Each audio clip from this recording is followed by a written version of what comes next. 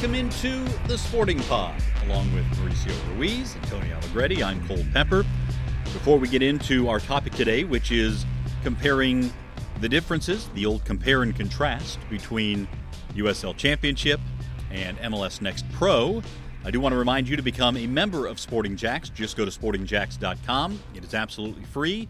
You can sign up to be a member. There you can get discounts on club merchandise, special invitations to special events, as well as a chance to be entered into options with chances to win different prizes that we'll have throughout the course of the coming weeks and months. You can also sign up to be a season ticket member there as well. It's all free, except for your season ticket deposit. Just go to sportingjacks.com to get going. All right, I will say that this topic we are going to jump into here is one that I have probably been asked about more in my time working with Sporting Jacks than any other, and that is the difference between USL Championship and MLS Next Pro. And, of course, the Sporting Jacks men will be playing in the USL Championship. Jacksonville Armada are going to be moving up, they've announced, to MLS Next Pro. But these are two different leagues.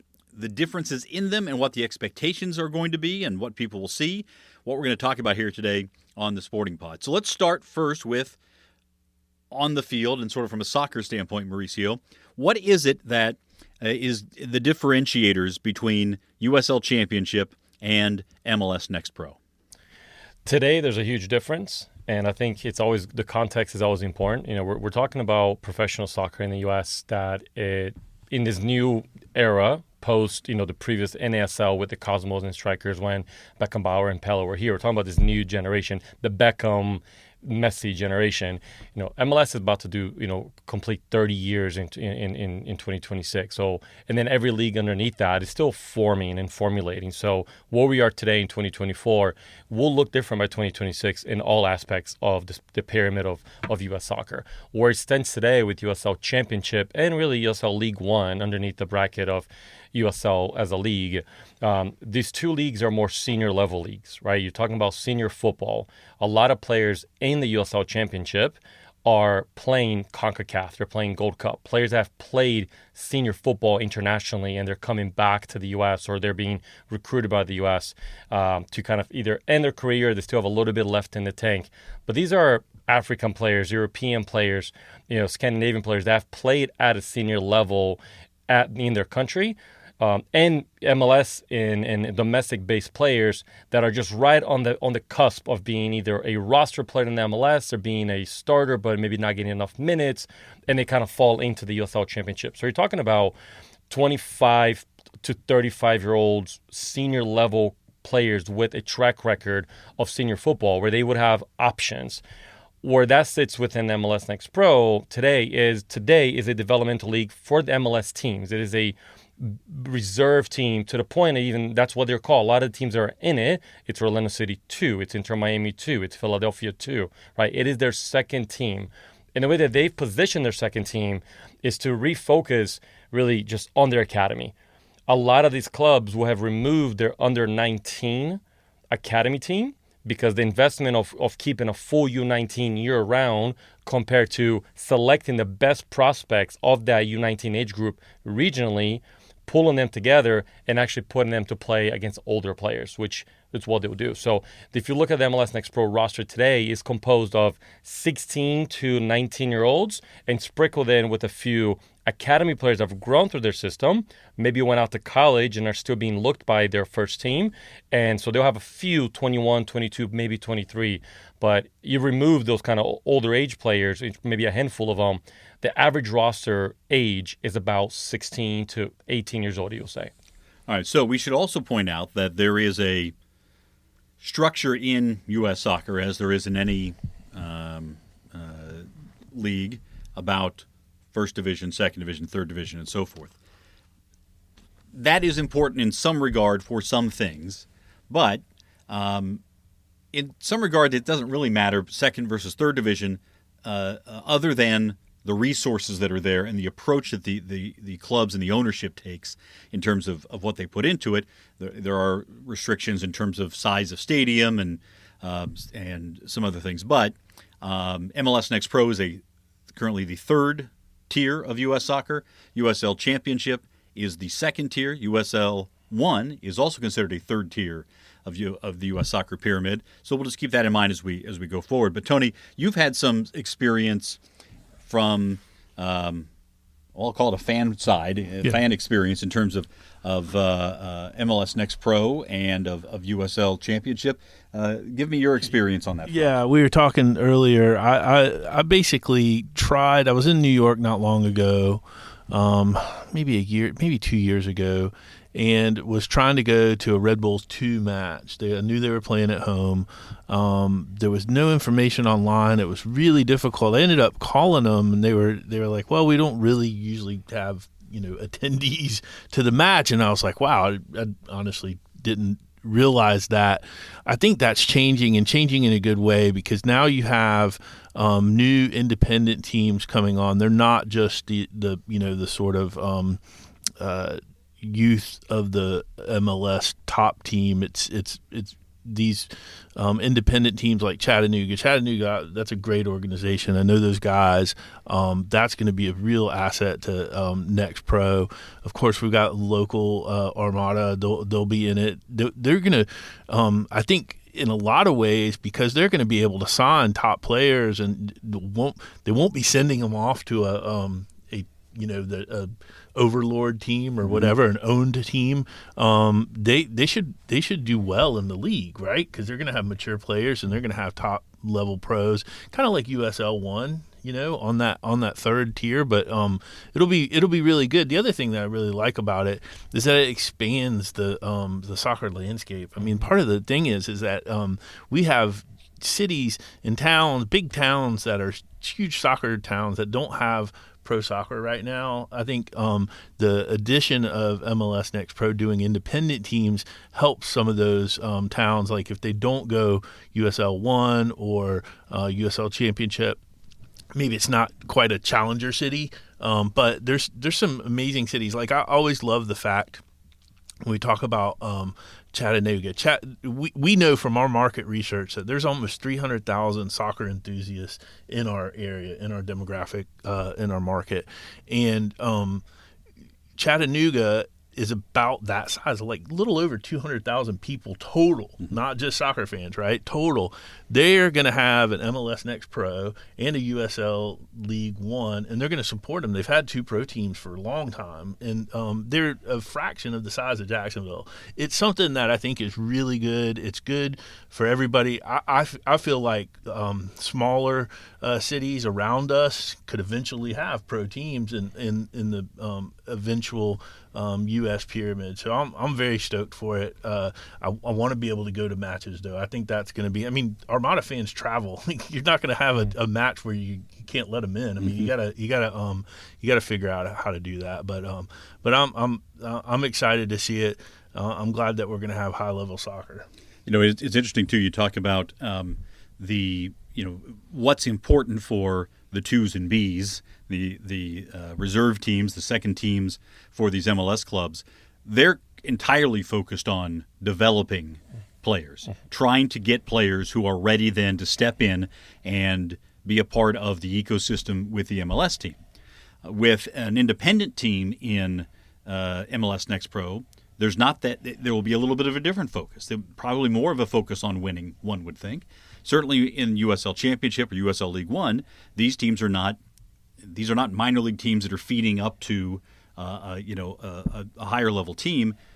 Winning and putting on a winning product, and putting on an entertaining night at the park are what is going to be important for all the USL ecosystem teams.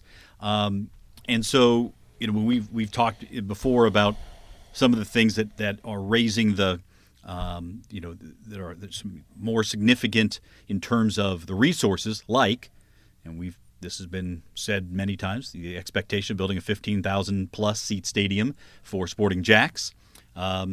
That, I think, and I've said this before, once we can unveil these renderings and kind of show the plans of what the stadium is going to be like, I think people will see very clearly what the goal is for Sporting Jacks from a presentation standpoint and from a resources standpoint. And obviously, we're going to be going for championships. Well, and the championship part of it is important, right? Because, and I'll keep it on the field. it's important that clubs work together in that pathway, in that development. As you mentioned, the independent clubs, right? We still don't know. I don't think any of the leagues are done contemplating their growth. I think, once again, in 2-year time, 5-year time, the USL Championship will look different, right? It is growing. The League One will look different. The structure within the USL family will look different. Like, they've already made a public announcement that we are very much contemplating, and they were having conversations about promotion relegation. So the landscape within the USL will look different. And if MLS is anything, it is a quiet, reactive league. Like, they are proactive in what they've done as well. And you talk about, a little bit of the controversy in US Open Cup, trying to remove their teams. Like, MLS are going to try to continue to evolve and escalate what their product looks like. From the kind of ground level, zero in like on local markets, every club have partnerships across their landscape and across the world, and certainly should have within a local community. If our club, Sporting Jacks, is that senior level club, but still trying to identify local players, not every local player, youth local player, will be able to play within the USL Championship productively. They're going to need a place to play in that under 23 kind of general league. So their Armada is a great place for them because they're going to be competitive, like Tony said. It's going to be a good product, and then vice versa. They're going to have an emerging talent that it might be ready to jump to a more senior level football. Consider for national team caps and in Olympics, they're going to need a better proving ground for them to play against senior level football players, right? So I think that partnership and that understanding that it's about the growth of the game, right? It's about the development of your town and how you continue to grow the game in your own city. And if we can keep that on the field and we keep that understanding but still rivalry, and if we ever get to play against each other, US Open Cup and whatever it might be, then at that point, 90 minutes, right? Like, no friends, shut it down, open up later on. We can go have a beer after the match. But outside of that, there has to be a sense of community that soccer does bring when you talk about development. You talk about a rivalry, and Mauricio, you were involved in the River City Rumble rivalry when you were the coach at JU with UNF. And that, of course, is across all sports. And while that may not be the same as, it may not have as many people involved in it as, say, the Jaguars-Titans rivalry or the Florida-Georgia or Florida-Florida State rivalry. That's a great rivalry. And anytime JU and UNF got together, it was something significant from a sports standpoint in this town. And I would say across every sport, it raised the level of expectation. And Tony, I can tell you just from when I was working at Channel 4, when JU and UNF were playing in basketball, that was always a focus. Almost nothing would trump that from the top sports story. We would usually go live from there. And if the Jaguars had made a move or something, that was a big thing. That was something we always focused on covering. I can see the same kind of thing developing from a soccer rivalry standpoint.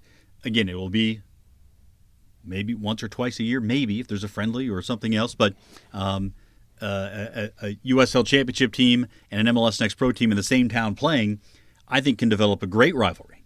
Yeah, absolutely. And we should have a city cup. At least, there's so many Florida clubs coming on, USL side, but I guess, the Next Pro as well. We should definitely have a state cup and leave it all on the field. We'll settle it on the field. That's right. That's how you want to do it. One thing, though, and I just want to clarify, if you're a Next Pro, like B team, you don't get an invite to the Open Cup, right?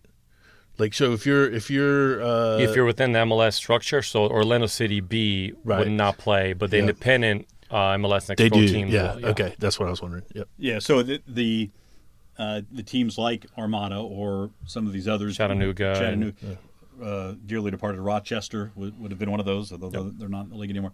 To have those opportunities to come in and play, and that is a little bit of the rub. And part of this, we could do a deep dive and probably get a little in the weeds on the roster ramifications of moving players up from your 2s and Bs up to play in an Open Cup game and so forth. And that's been part of the stated pushback from MLS, is that they're overstressing the roster when they have their league fixtures and now Leagues Cup matches, and which is again a new. Never before this past year thing that's been invented. But so just, talking about which players would wind up where gets kind of into the weeds. But having those independent teams that are in that league, I think it's going to be very interesting to see how it all develops, because you're probably going to have Mauricio, as you say, talking about the ages of the players in here. If you're talking about having 17 and 18-year-olds playing for Red Bulls 2 or Portland Timbers 2 versus an independent team that may have the 21, 22, 23-year-old players, that literally is men versus boys in that situation. Well, and I'll give you a great example, and I think it's going to start the trend now because there's some evidence to it, right? We're talking about the Clemson center back. There was a freshman All-American. He turned down a Generation Adidas contract because in the conversation with his agents and the teams in MLS, he would have most likely either sat on the bench of the first team, or to get minutes, which is what the reserve team is for, he would have moved down to the reserve team. And that's probably a good option to a lot of players.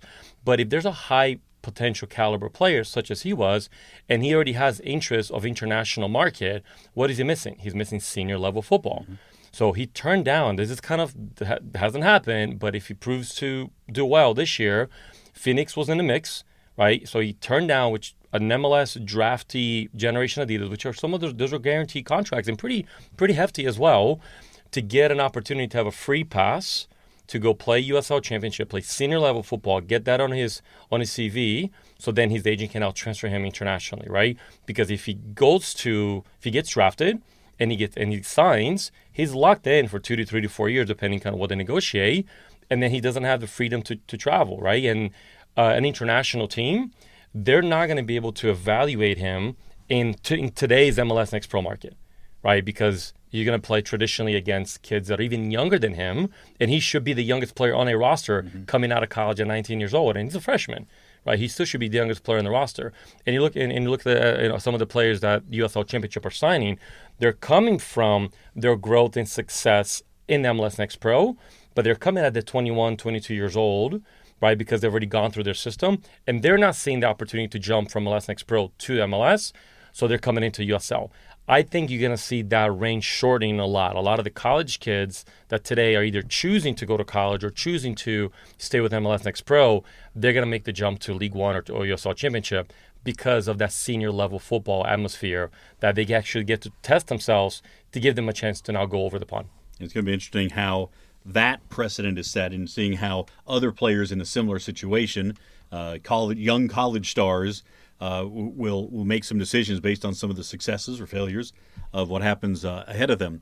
So we've talked quite a bit about the soccer on the field and how that differentiates itself. So you're almost talking, Mauricio, about 3 different types of rosters here. You're talking about the 2s and Bs, the reserve teams for MLS clubs in MLS Next Pro, very young. Then you have the independent teams in MLS Next Pro, a little bit older, likely. And then you have older and more experienced still in what's going to happen in USL Championship. Tony, I guess one of the big questions is, how does that impact the product on the field? And does that make a difference to fans? How much of a difference does that make? Or is it simply wins and losses that are going to get people excited, beyond the game day, match day experience? Well, I think it's like everything, it's experiential, right? Time will tell. I want to see this center back they're the defending champs, right? Phoenix. How's he going to hold up? Does he walk onto that team? Does he dominate? We'll actually get to see him play in U.S. Open Cup, whereas if he'd have went the other route and been on the B team somewhere, we would never see him play. That's right. And so it's just a real interesting dynamic. In this, I hate to change gears, but I want to, in this pod, are we going to talk about the women's side too and the differences, or is that a different pod? We can certainly do that. Only because it was just such a huge week for the Super League this week. Just asking. No, I'm glad you brought it up, because I think that's one. I think we need to bring Becky Burley in to have a deeper conversation about that. Mauricio and I talked about it a little bit on the Sporting Jacks report. You can find that on our YouTube channel. We touched on it a little bit, but Tony, to your point, massive news last week with the USL Super League being confirmed as a first division league. And again, we talked about first, second, third division, fourth division, so forth on the men's side, and what that means for the women. prior to this year, there was only one women's fully professional league in the country. That was the NWSL. So with 14 teams, that was it. Now you've got the USL Super League launching in August. So you'll be adding to that number by 8, then 12, and 16 as the years come up. And because of the U.S. Soccer Federation's sanctioning rules, the USL Super League has been confirmed as a first division club. Now, where that's going to make a big impact, I think Mauricio made the point, and I don't want to rehash everything from the show, but now that it's, there have only been about 3 or 4 head coaches named.